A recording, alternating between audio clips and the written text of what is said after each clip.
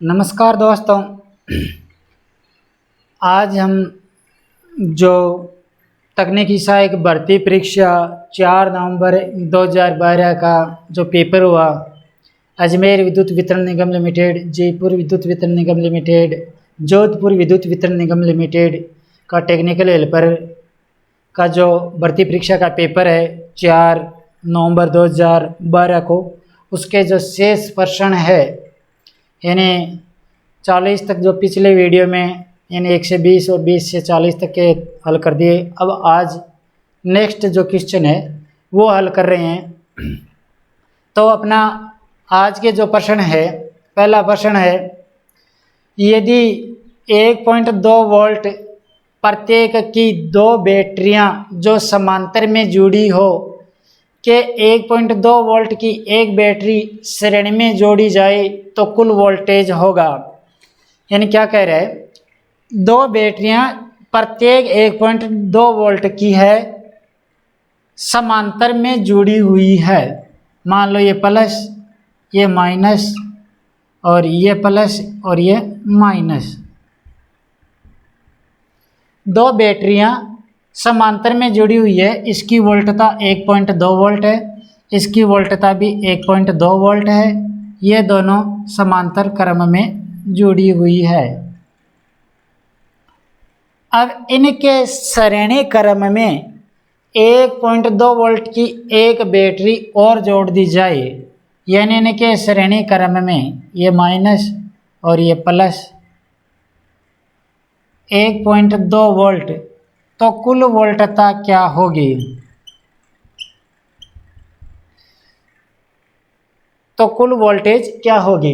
अब देखो, ये समांतर क्रम में जुड़ी हुई है तो 1.2 वोल्ट की, और ये भी 1.2 की है, तो इन दोनों की 1.2 वोल्ट तय रहेगी। और ये इनके श्रेणी क्रम में 1.2 वोल्ट, तो कितना हो जाएगा? 1.2 प्लस 1.2 कितना हो रहा है? 2.4 वोल्ट। तो राइट आंसर क्या हो जाएगा? 2.4 वोल्ट। किस में है? सी ऑप्शन में। तो इसका राइट आंसर क्या हो जाएगा? सी, 2.4 वोल्ट। अगला क्वेश्चन है, ये आ गया साइंस से संबंधित है, कि एक जहाज पानी में आधा डूबा हुआ तैर रहा है। यदि इसने 8000 केजी पानी को डिस्प्लेस किया हो तो जहाज का भार क्या होगा? देखो, आर्किमिडीज का सिद्धांत क्या है कि जब किसी वस्तु को द्रव्य में डुबोई जाती है तो उसके भार में कमी होती है, और यह कमी उसके द्वारा हटाए गए द्रव्य के भार के बराबर होती है। और इससे संबंधित ही प्लवन का सिद्धांत है, यानी आर्किमिडीज सिद्धांत का आगे की व्याख्या है प्लवन या तैरने का सिद्धांत। वह क्या है? वस्तु द्वारा हटाए गए द्रव्य का भार, वस्तु द्वारा हटाए गए द्रव्य का भार वस्तु के भार से कम है। यानी वस्तु हटाए गए द्रव्य का भार तो कम है और वस्तु का भार ज़्यादा है, तो वस्तु उस द्रव्य के अंदर डूब जाएगी। यदि वस्तु का हटाए गए द्रव्य का भार तो है ज़्यादा और वस्तु का भार है कम, तो वस्तु ऊपर उठी हुई तैरेगी। और यदि वस्तु का भार हटाए गए द्रव्य के भार के बराबर है तो वस्तु यानी जो ऊपरी तल है उसके आधी ऊपर तैरेगी, आधी नीचे की तरफ तैरेगी। यानी आधी ऊपर उठी हुई रहेगी और आधी द्रव्य के अंदर डूबी हुई रहेगी। तो अब यही कंडीशन डाल रखा है कि आधा डूबा हुआ तैर रहा है। इसका से क्या है कि वस्तु के द्वारा हटाए गए द्रव्य का भार वस्तु के भार के बराबर है। तो क्या हो जाएगा? जहाज का भार क्या होगा? जो हटाए गए द्रव्य का भार है वही जहाज का भार होगा। तो राइट आंसर क्या हो जाएगा? 8000 केजी, यानी डी ऑप्शन इसका सही होगा। अगला क्वेश्चन है, sine square theta plus cos square theta बराबर क्या होता है? Sine square theta plus cos square theta बराबर होता है 1। तो ये तो सीधा सूत्र भी है, सीधा सूत्र भी है। Sine square theta plus cos square theta बराबर 1 होता है। तो राइट आंसर क्या हो जाएगा? किसमें? ए ऑप्शन में 1। अगला क्वेश्चन है, -40 डिग्री सेंटीग्रेड तापमान के बराबर होता है। यानी -40 डिग्री सेंटीग्रेड बराबर किसमें? फ़ारेनहाइट में। ऐप में पूछा, फ़ारेनहाइट में। ऐप में क्या होगा? तो देखो, अपना सूत्र क्या है? C/2 100 बराबर F माइनस 32/180। यदि केल्विन भी पूछ ले तो केल्विन का भी होता है K माइनस 273/100 बराबर R/80 रिमूवर भी होता है। तो ये भी सूत्र हम याद कर सकते हैं। तो हमको पूछा है यही, इन दो की तुलना पूछिए, यानी सेंटीग्रेड में दे रखा है और फ़ारेनहाइट में पूछा है। तो देखो -40 डिग्री सेंटीग्रेड -40 डिग्री फ़ारेनहाइट के बराबर ही होता है। पहले तो ये तो याद ही रखना चाहिए हमें कि -40 डिग्री सेंटीग्रेड -40 डिग्री फ़ारेनहाइट बराबर होते हैं। किस प्रकार से होते हैं निकाल लेते हैं। चलो देखो सेंटीग्रेड का मान कितना है -40 डिग्री, तो -40/100 बराबर F माइनस 32/180। ये 180 इधर आएगा तो क्या होगा -40 × 180/100 बराबर F माइनस 32। 0 से 0 0 से 0 18 को 4 से गुणा किया कितना हो गया 72। तो ये हो गया -72 बराबर F माइनस 32। अब ये इधर आएगा तो प्लस हो जाएगा -72 प्लस 32 बराबर हो जाएगा F। अब -72 और प्लस यानी -72 में प्लस 32 करेंगे तो कितना हो गया -40 बराबर F। तो F का मान कितना हो जाएगा -40 डिग्री। तो यानी -40 डिग्री सेंटीग्रेड बराबर -40 डिग्री फ़ारेनहाइट। तो फ़ारेनहाइट में भी -40 ही होगा। तो राइट आंसर क्या हो जाएगा A, -40 डिग्री फ़ारेनहाइट। अगला क्वेश्चन है, एक सीढ़ी की लाइटिंग के दो तरफा स्विच में न्यूनतम होगा, यानी जो टू वे स्विच है उसमें कितने टर्मिनल होते हैं। टू वे स्विच के अंदर कुल 3 टर्मिनल होते हैं, यानी ये जो टू वे स्विच है उसके अंदर यानी 3 टर्मिनल होते हैं। ये इस प्रकार से, तो इससे क्या बोलते हैं single pole double throw SPDT भी कह सकते हैं, यानी double throw single pole double throw. तो टू वे स्विच के अंदर कुल कितने टर्मिनल होते हैं 3 टर्मिनल होते हैं। तो राइट आंसर क्या हो गया 3 टर्मिनल, यानी सी ऑप्शन इसका सही होगा। अगला क्वेश्चन है, 3 फेज 4 तार ट्रांसफार्मर की सुरक्षा के लिए लाइटिंग एरेस्टर का कहाँ कनेक्ट हुए होते हैं, यानी एलए जो लाइटिंग एरेस्टर लगाते हैं 3 फेज 4 तार सप्लाई में वो कहाँ लगाते हैं। जो भी लाइटिंग एरेस्टर लगाते हैं वो फेज और ग्राउंड के मध्य लगाते हैं, यानी जो फेज का वायर है वो और जो ग्राउंड है उसके बीच में लगाते हैं। तो राइट आंसर क्या हो जाएगा, देखो इसमें देखो पहले ऑप्शन में क्या दिखा है, फेज और न्यूट्रल के बीच नहीं, फेज और न्यूट्रल दे रखा है, न्यूट्रल के नहीं ग्राउंड के लगाते हैं। न्यूट्रल और अर्थ के बीच नहीं, फेजों के बीच नहीं, फेज से अर्थ के बीच सही, सभी 3 फेजों से न्यूट्रल के बीच, ये भी गलत है। तो राइट आंसर क्या हो गया फेज से अर्थ के बीच, यानी डी। अगला क्वेश्चन है, एक ही घात -3, यानी गणित के खूब सवाल आए थे, इसमें 15 या 20 सवाल आ गए थे टेक्निकल के अंदर, यानी जो टेक्निकल का पार्ट था उसी में गणित के और ड्राइंग के सवाल आए थे इस पेपर के अंदर। तो देखो ऑप्शन प्रश्न क्या है, एक ही घात -3 इंटू एक ही घात 7 इंटू बी की घात 4 बराबर क्या होगा। देखो यदि आधार समान है तो गुणा में घात जुड़ती है, यदि आधार समान है तो गुणा में घात जुड़ती है। अब देखो ये दोनों का आधार समान है तो इनकी घात क्या हो, ये गुणा में भी है यानी ये गुणा में है तो आधार यानी इसकी घात जुड़ेगी। तो अब क्या हो जाएगा एक की घात -3 और +7 इंटू बी की घात 4। अब देखो -3 और ये प्लस का 7 है तो क्या हो जाएगा एक की घात प्लस की 4 हो जाएगी और इंटू बी की घात 4। तो ये राइट आंसर हो जाएगा एक की घात 4 और बी की घात 4 किस में है, एक की घात 4 बी की घात, ए ऑप्शन में है। तो इसका राइट आंसर क्या हो जाएगा एक की घात 4 इंटू बी की घात 4। अगला क्वेश्चन है, ट्रांसफार्मर ब्रीदर में होता है, ट्रांसफार्मर का जो ब्रीदर यानी शोषक होता है उसमें क्या होता है, fuller earth, common salt, silica gel, magnesium silicate, calcium chloride. तो सिलिका जेल होती है, यानी ट्रांसफार्मर का जो शोषक या ब्रीदर होता है उसके अंदर वायु की नमी को शोषित करने के लिए सिलिका जेल डाली जाती है। तो राइट आंसर क्या हो गया सिलिका जेल, सी। अगला है, यूनिवर्सल मोटर की दिशा बदली जा सकती है। यूनिवर्सल मोटर यानी ऐसी श्रेणी मोटर, ऐसी श्रेणी मोटर की घुमाव की दिशा बदलने के लिए यानी फ्लेमिंग का वाम हस्त नियम या बायां हस्त नियम, यह है घुमाव की दिशा एम, यह है फ्लक्स की दिशा, यह है धारा प्रवाह की दिशा या यानी आर्मेचर में धारा प्रवाह की दिशा एम, एफ और सी। यदि घुमाव की दिशा को बदलना है तो या तो फ्लक्स की दिशा को बदलो और या आर्मेचर की यानी आर्मेचर में धारा प्रवाह की दिशा को बदलो। इन दोनों में से किसी एक को बदलने पर घुमाव की दिशा बदल जाती है। तो अब देखो ऑप्शन क्या दे रखा है, फेज व न्यूट्रल को रिवर्स यानी परिवर्तित करने से नहीं, ब्रूस कनेक्शन को रिवर्स यानी विपरीत करने से। ब्रूस कनेक्शन को विपरीत करेंगे तो आर्मेचर में धारा प्रवाह की दिशा विपरीत हो जाएगी, फलस्वरूप घुमाव की डायरेक्शन भी चेंज हो जाएगी। तो सही। सप्लाई वोल्टेज को बढ़ाकर नहीं, रेजिस्टेंस को पैरेलल में वर्सेस कनेक्ट करके नहीं, दिशा नहीं बदली जा सकती, बदली जा सकती है।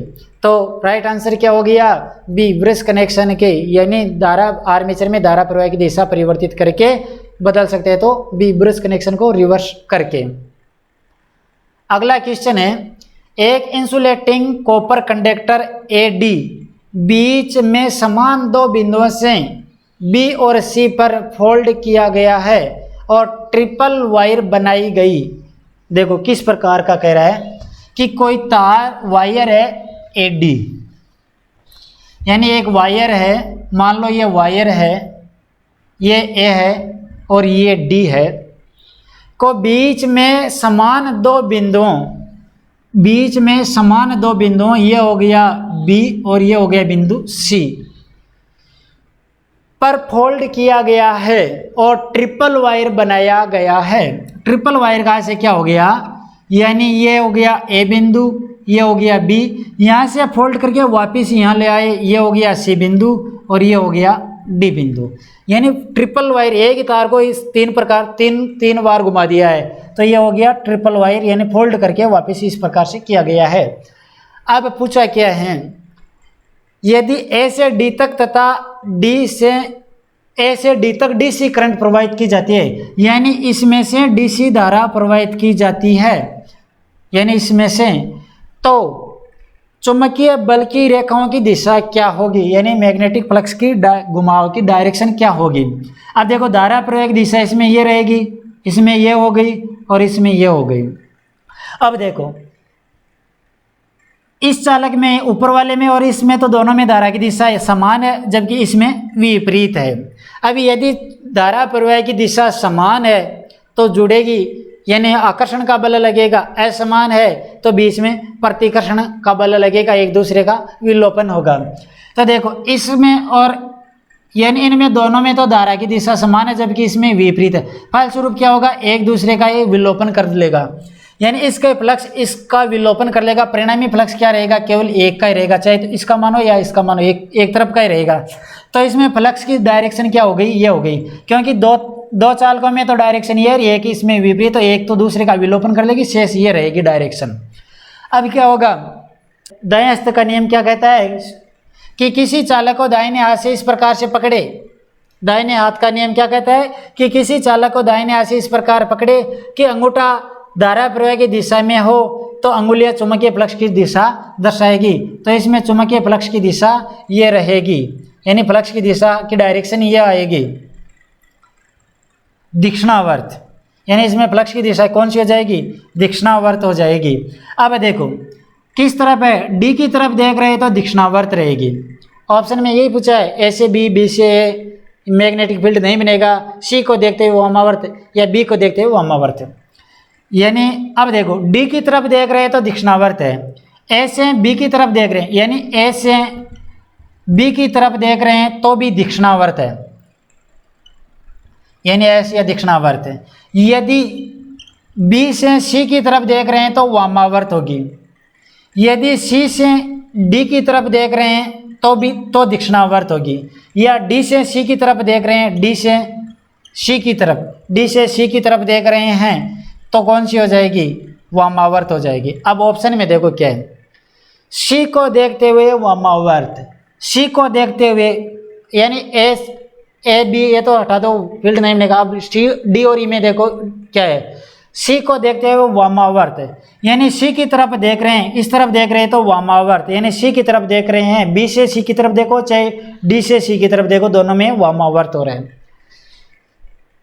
और ई में क्या है, बी को देखते हुए वामावर्त, बी को देखते हुए यानी ऐसे बी की तरफ देखते हैं तो दक्षिणावर्त हो रही है, तो राइट आंसर क्या हो जाएगा, डी होगा। यानी सी को देखते हुए वामावर्त, यानी इस तरफ से, यानी सॉरी इस तरफ से सी की तरफ देख रहे हैं तो वामावर्त दिखेगा, और सी की तरह से डी की तरफ देखेंगे तो दक्षिणावर्त दिखेगा, तो ये वामावर्त, यानी राइट आंसर क्या हो जाएगा,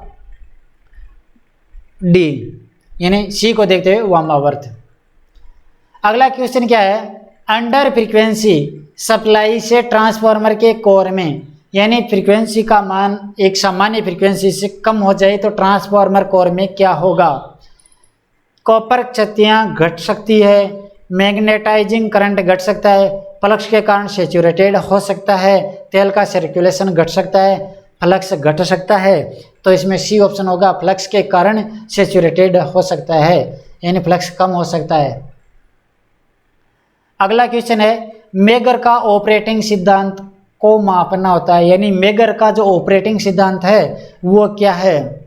अब देखो, कांस्टेंट रेजिस्टेंस के साथ वोल्टेज, बी में क्या है, करंट है, सी में है डीसी वोल्टेज के साथ लीकेज प्रतिरोध, डी वोल्टेज, ई एसी वोल्टेज के साथ लीकेज प्रतिरोध नहीं, डीसी वोल्टेज के साथ होता है, तो राइट आंसर क्या हो जाएगा, सी डीसी वोल्टेज। मेगर के अंदर डीसी वोल्टेज के साथ लीकेज प्रतिरोध मापन का सिद्धांत होता है, तो डीसी वोल्टेज यानी आपूर्ति सप्लाई डीसी होती है और लीकेज प्रतिरोध हम मापते हैं, तो डीसी वोल्टेज के साथ लीकेज प्रतिरोध का मापना होता है मेगर का ऑपरेटिंग सिद्धांत। अगला क्वेश्चन है, किलोवाट हावर के यानी केडब्ल्यूएच का यूनिट है, यानी केडब्ल्यूएच किसकी इकाई है। देखो, वोल्टेज तो स्वयं इकाई यानी विद्युत वाहक बल की इकाई है वोल्टेज, करंट की इकाई है एम्पियर, एनर्जी की इकाई है केडब्ल्यूएच, शक्ति की इकाई है शक्ति की वाट, और इम्पीडेंस की इकाई होती है ओम, तो राइट आंसर क्या हो गया, एनर्जी। अगला क्वेश्चन है, औसत पावर से विभाजित एनर्जी दोनों एक निश्चित अवधि पर मापने पर निम्न आता है। औसत पावर से विभाजित एनर्जी दोनों निश्चित समयावधि, यानी दो समयावधि का अंतराल समयावधि आएगा, यानी टाइम पीरियड ही आएगा, तो राइट आंसर क्या हो जाएगा, समय, डी। अगला क्वेश्चन है, थर्मोकपल का प्रयोग मापने के लिए होता है, यानी इनमें से किसको मापन करने के लिए थर्मोकपल का प्रयोग किया जाता है। तो थर्मोकपल यंत्र का प्रयोग उच्च तापमान को मापन के लिए, यानी जो दमन भट्टी होती है इसका तापमान मापने में कम लेते हैं, तो उच्च तापमान मापने के लिए थर्मोकपल का प्रयोग किया जाता है, तो इसमें राइट आंसर क्या हो जाएगा, उच्च तापमान, तो बी। अगला क्वेश्चन है, 5x5x0.1 मीटर साइज का आयताकार ब्लॉक की पेंटिंग का कुल क्षेत्र होगा, यानी एक कोई क्षेत्र है या ब्लॉक है जिसका आयतन क्या दे रखा है, 5x5x0.1 मीटर, यानी कोई आयताकार ब्लॉक है जिसका आयतन क्या होगा, सॉरी संपूर्ण पृष्ठीय क्षेत्रफल पूछा है, तो संपूर्ण पृष्ठीय क्षेत्रफल क्या होगा, इस प्रकार का ये ब्लॉक है कोई मान लो, तो इसकी विपरीत जो भुजा पीछे की जो हमें दिखाई नहीं देती है वो इस प्रकार की बनेगी। ये एक ब्लॉक है जिसकी लंबाई 5 मीटर है, चौड़ाई 5 मीटर है और ऊंचाई 0.1 मीटर है, तो इस पर जो इसके पृष्ठ है इन पर कलर करना है, तो पेंटिंग का कुल या कलर का कुल क्षेत्रफल क्या होगा, यानी ये क्या हो गया, घन हो गया, और घन का संपूर्ण पृष्ठीय क्षेत्रफल ज्ञात करना है, तो घन का संपूर्ण पृष्ठीय क्षेत्रफल संपूर्ण पृष्ठीय क्षेत्रफल बराबर क्या होता है, 2 लंबाई इंटू चौड़ाई प्लस चौड़ाई इंटू ऊंचाई प्लस ऊंचाई इंटू लंबाई, यानी घनाभ हो गया ये घनाभ, घनाभ सॉरी घन की तो सभी भुजाएं समान होती है, घनाभ हो गया। घनाभ का संपूर्ण पृष्ठीय क्षेत्रफल बराबर 2 लंबाई इंटू चौड़ाई प्लस चौड़ाई इंटू ऊंचाई प्लस ऊंचाई इंटू लंबाई होता है। तो क्या हो जाएगा, देखो 2 लंबाई क्या है 5 इंटू 5 प्लस यानी लंबाई इंटू चौड़ाई प्लस चौड़ाई इंटू ऊंचाई, चौड़ाई कितनी है 5 इंटू ऊंचाई क्या है 0.1 प्लस ऊंचाई क्या है 0.1 इंटू लंबाई क्या है 5। तो क्या हो जाएगा 2, 5 को 5 से गुणा किया कितना हो गया 25, 0.1 को 5 से गुणा किया तो 0.5 प्लस इसको इससे गुणा किया तो कितना हो गया 0.5, 25 और इनका योग किया कितना हो रहा है 26, तो ये हो जाएगा 2 इंटू 26 कितना हो गया 26 52। अब किस में संपूर्ण पृष्ठीय क्षेत्रफल मीटर में तो वर्ग मीटर यानी मीटर स्क्वायर या वर्ग मीटर, तो राइट आंसर क्या हो जाएगा 52 वर्ग मीटर, किस में है बी ऑप्शन में, तो इसका राइट आंसर क्या हो जाएगा बी 52 वर्ग मीटर। अगला क्वेश्चन है 7 इंटू 7 इंटू 7 के वर्गमूल का पता लगाइए, यानी 7 इंटू 7 इंटू 7 का वर्गमूल क्या होगा, 7 इंटू 7 इंटू 7, 7 इंटू 7 इंटू 7 का वर्गमूल पूछा है। देखो वर्ग और वर्गमूल में अंतर होता है, वर्ग तो होता है उसी संख्या को उसी संख्या से गुणा करना, कई बार पूछ लेते हैं कंफ्यूज हो जाते हैं, और वर्गमूल होता है इसका किस संख्या को गुणा करने पर यह संख्या प्राप्त होती है, तो मूल ज्ञात करना है। तो देखो 7 इंटू 7 इंटू 7 का वर्गमूल क्या होगा, मान लो इन 7 को 7 से गुणा किया तो कितना हो गया 7 इंटू गुण 50। अब इसका वर्गमूल निकालेंगे तो इस प्रकार से निकाल सकते हैं, वर्गमूल कितना हो जाएगा 7 का वर्गमूल, यानी ऑप्शन के आधार पर देखें तो √7 मेरे इस प्रकार से दे रखा है, तो √7 इंटू गुण 50 का वर्गमूल हो जाएगा 7, तो ये हो जाएगा इसका राइट आंसर √7 इंटू 7, या 7 इंटू √7 एक ही चीज़ है, यानी पहले 7 लिख और इंटू √7 भी लिख सकते हैं, यानी 7 इंटू √7 ये भी सही है, तो 7 इंटू √7 तो किस में है ए ऑप्शन में, तो इसका राइट आंसर क्या हो जाएगा ए।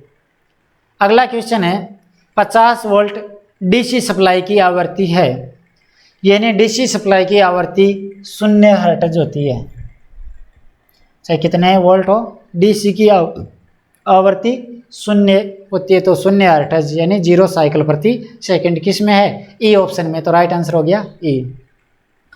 अगला क्वेश्चन है orange red yellow coded resistance का कलर का मूल्य क्या होगा, और क्या दे रखा है प्रश्न में, यानी कोई रेजिस्टेंस है जिसका कलर कोड क्या है ऑरेंज, ऑरेंज रेड येलो, तीन ही कलर दे रखे हैं, यानी टॉलरेंस नहीं दे रखी है सहन सीमा, केवल ये मान दे रखे हैं, तो ये कलर दे रखे ऑरेंज रेड और येलो, इसका मान क्या होगा।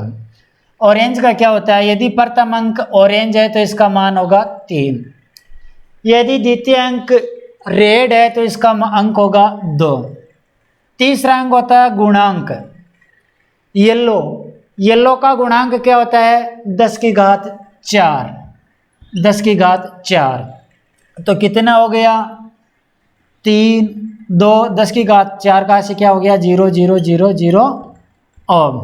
अब इस ऑप्शन में क्या किलो में दे रखा है, तो ये हो जाएगा किलो, तो कितना हो गया 320 किलो ओम, तो राइट आंसर क्या हो जाएगा 320 किलो ओम, किस में है ई ऑप्शन में। तो राइट आंसर क्या हो गया 320 किलो मीनी ई ऑप्शन इसका सही है। अगला क्वेश्चन है डेल्टा टर्शियरी वाइंडिंग वाले स्टार स्टार ट्रांसफार्मर में होते हैं, यानी कुंडलन पूछिए टर्शियरी वाइंडिंग वाले ट्रांसफार्मर स्टार स्टार संयोजन के अंदर टर्शियरी वाइंडिंग। तो देखो 3 फेज स्टार स्टार संयोजन है, तो प्राइमरी में स्टार संयोजन यानी 3 कुंडलन तो प्राइमरी की हो जाएगी और 3 ही सेकेंडरी की हो जाएगी, और डेल्टा टर्शियरी है तो 3 कुंडलन डेल्टा की हो जाएगी, यानी टर्शियरी अंतर संयोजन होता है डेल्टा के जिसके कोई कनेक्शन बाहर नहीं निकालते हैं, और टर्शियरी वाइंडिंग स्टार स्टार संयोजन में उदासीन बिंदु को स्थिरता प्रदान करने के लिए, यानी न्यूट्रल बिंदु को खिसकने से बचाने के लिए हम टर्शियरी वाइंडिंग करते हैं। यानी जहाँ पर न्यूट्रल बिंदु को ग्राउंड करना असंभव हो जाता है, न्यूट्रल बिंदु को खिसकने की संभावना बनी रहती है, तो वहाँ पर टर्शियरी वाइंडिंग करते हैं, यानी डेल्टा संयोजित वाइंडिंग की जाती है, जैसे कि न्यूट्रल बिंदु स्थिर रहे और वोल्टता के असंतुलन यानी न्यूट्रल बिंदु खिसकने से रुक जाए। तो टर्शियरी वाइंडिंग की जाती है, तो इसमें कुल कितनी कॉइल होगी 3, तो टर्शियरी यानी अंतर संयोजित डेल्टा कॉइल 3, तो 3 हो गई प्राइमरी की और 3 हो गई सेकेंडरी, तो कुल कितनी होगी 9 कॉइल। तो डेल्टा टर्शियरी वाइंडिंग वाले ट्रांसफार्मर में कुल 9 कॉइल होती है। तो राइट आंसर क्या हो गया ए 9 कॉइल। तो ये कुछ प्रश्न थे, शेष प्रश्न आगामी वीडियो में रहेगा। ठीक है दोस्तों।